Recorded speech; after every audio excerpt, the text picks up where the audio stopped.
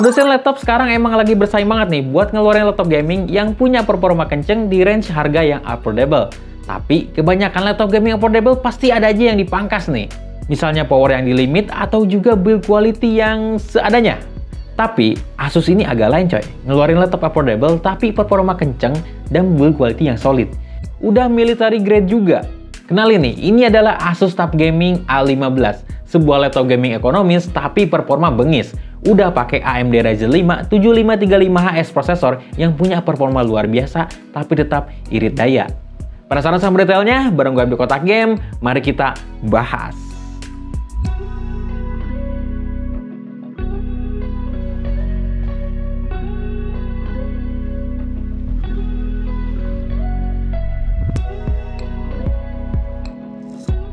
Tapi sebelum lanjut, jangan lupa untuk subscribe channel YouTube Kotak Game dan nyalain juga lonceng notifikasinya biar lu nggak ketinggalan info paling update yang ada di Kotak Game. Berikut adalah spesifikasi singkat dari Asus TUF Gaming A15.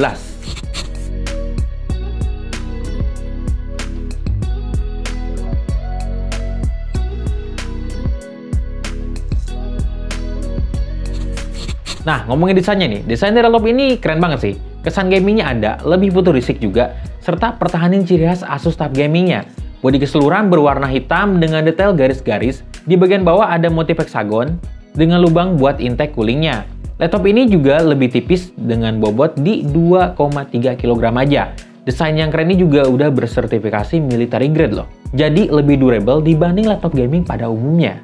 Bezel layarnya udah termasuk tipis ya di kiri kanan dan atasnya. Serta ada benjolan di sisi atas layar untuk tempat modul kamera. Emang rata-rata laptop gaming sekarang tuh desain modul webcamnya agak menonjol keluar dari layar ya.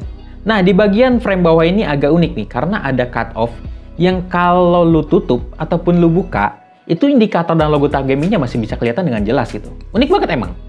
Di bagian belakang layar ada garis lakukan yang nambahin kesan gamingnya nih. Lalu di tengah ada logo TUF yang mantul-mantul kayak cermin. Keren banget lah pokoknya. Nah, untuk layarnya ini punya ukuran 15,6 inci, ukuran yang pas banget buat dipakai ngegame, resolusi Full HD 1920 x 1080 pixel, 16:9, udah IPS level dengan permukaan anti glare. sRGB-nya di 62,5%, refresh rate-nya kenceng banget nih, ada di angka 144 Hz, dan udah support adaptive sync juga nih. Dengan spesifikasi layar kayak gini, udah pasti kalau laptop ini cocok banget buat kebutuhan gaming, apalagi FPS kompetitif, karena ukurannya yang pas dan refresh rate-nya yang tinggi. Keyboardnya ini punya layout full size dengan ukuran key-nya yang pas, feel ngetiknya juga nyaman, tombolnya empuk, dan gak bikin capek kalau ngetik lama-lama. Udah ada RGB backlight juga yang bisa lu ganti lewat shortcut atau juga bisa di software Armoury Crate. Nah, di bagian tombol WASD-nya juga dibikin transparan biar kesan gamingnya ini makin berasa gitu. Untuk touchpad-nya punya ukuran yang standar dan posisinya agak sedikit ke kiri. Tapi yang beda di sini adalah tombol kliknya yang empuk banget dan suaranya juga silent, gak clicky. Feel-nya kayak lagi mencet tombol keyboard. Nyaman banget pokoknya. Webcam di laptop ini udah HD ya, alias 720p. Udah pas banget lah buat kebutuhan Zoom meeting ataupun video call. Nah, berikutnya adalah hasil recording video dari webcam si Asus TUF ini.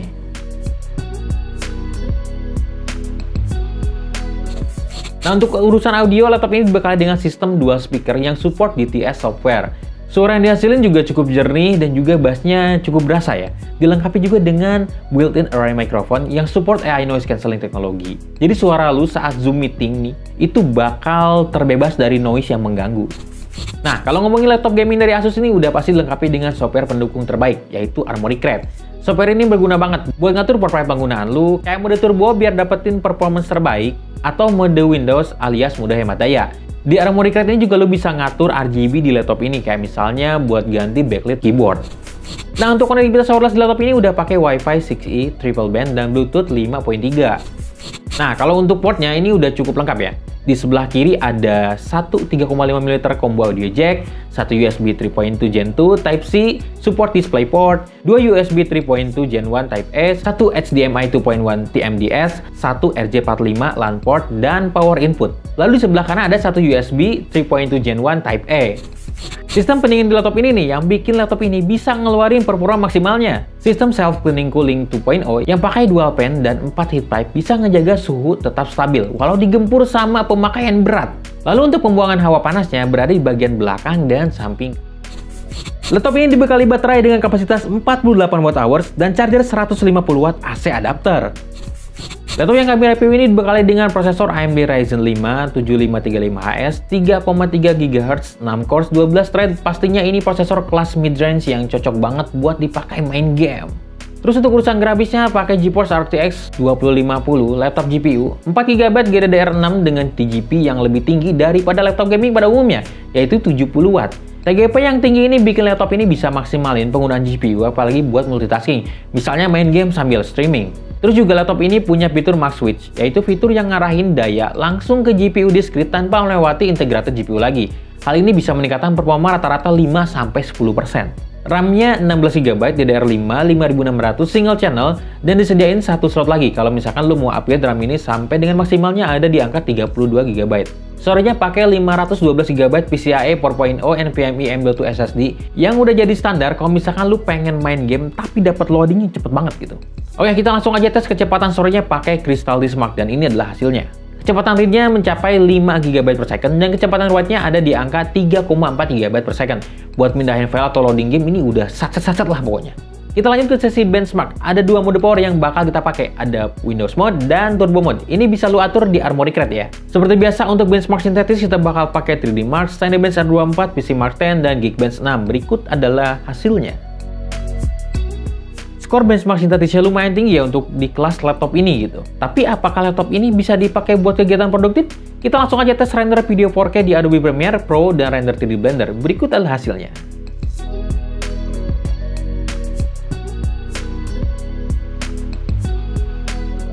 Render video 4K berdurasi 5 menit di Turbo Mode dengan software only butuh waktu 8 menit 6 detik. Tapi kalau pakai kuda, cuma butuh waktu 3 menit 34 detik aja coy. Lanjut render model BMW di Blender, pakai CPU butuh waktu 4 menit 9 detik dan kalau pakai GPU 1 menit 5 detik aja. Beneran ngebut. Dari hasil ini kita bisa lihat kalau laptop gaming ini tetap bisa diandelin buat kebutuhan produktivitas lu gitu. Nah sekarang kita tes performa gamingnya. Untuk game AAA kita bakal pakai Shadow of the Tomb Raider dan Cyberpunk 2077 dengan setting 1080p medium dan DLSS performance. Berikut adalah hasilnya.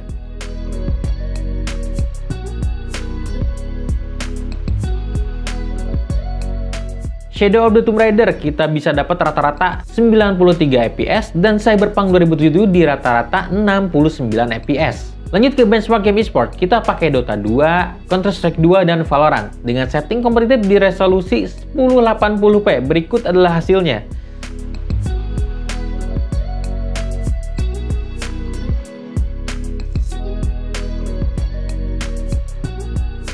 Dota 2 dengan setting kompetitif bisa mendapat rata-rata 101 fps di Turbo Mode. Counter-Strike 2 setting kompetitif dapat rata-rata di 147 fps di Turbo Mode. Terakhir ada Valorant dengan setting kompetitif di Turbo Mode mendapat rata-rata 150 fps. Dari hasil benchmark tadi, terbukti kalau laptop ini memang didesain buat memenuhi kebutuhan gaming. Apalagi layarnya 140 Hz, bikin kita bisa makin unggul di game FPS.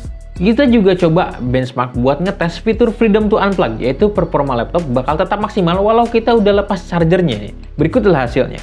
Dengan setting yang sama, game Shadow of the Tomb Raider bisa pertahanin rata-rata 69 fps dan game Cyberpunk 2077 di 53 fps. Hasil ini ngebuktiin kalau laptop ini masih bisa pertahanin game AAA dengan fps tinggi walau udah dicabut chargernya coy.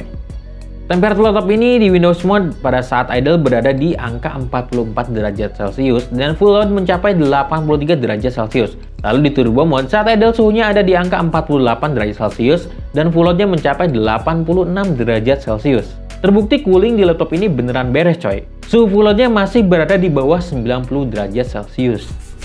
Oke, kesimpulannya nih. Asus TUF Gaming A15 ini hadir sebagai laptop gaming affordable dengan durability tinggi dan tentu aja performa yang nggak di limit. Prosesor AMD Ryzen 5 7535HS bikin laptop ini punya performa kenceng. Apalagi digandengin sama GeForce RTX 2050 laptop GPU 4GB GDDR6 dengan TGP 70W yang lebih tinggi daripada laptop gaming pada umumnya.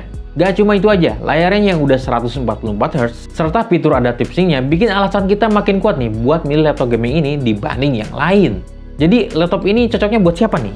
Menurut gua laptop ini cocok banget buat lu yang lagi nyari laptop gaming affordable, durability tinggi, serta performa yang gak di limit. Jangankan di limit, ini malah dilebih-lebihin coy dibanding laptop gaming di kelas harga yang sama. Asus TUF Gaming A15 yang kami review ini dijual dengan harga Rp11.549.000 aja. Oh ya, dengan harga segitu, lu nggak cuma dapat laptopnya aja nih, tapi juga bonus gratis langganan PC Game Pass selama 3 bulan coy. Jadi lu bisa langsung mainin game-game keren yang ada di Game Pass kayak Persona 3 Reload, Assassin's Creed Valhalla, Forza Horizon 5, dan masih banyak lagi. Untung banget kan?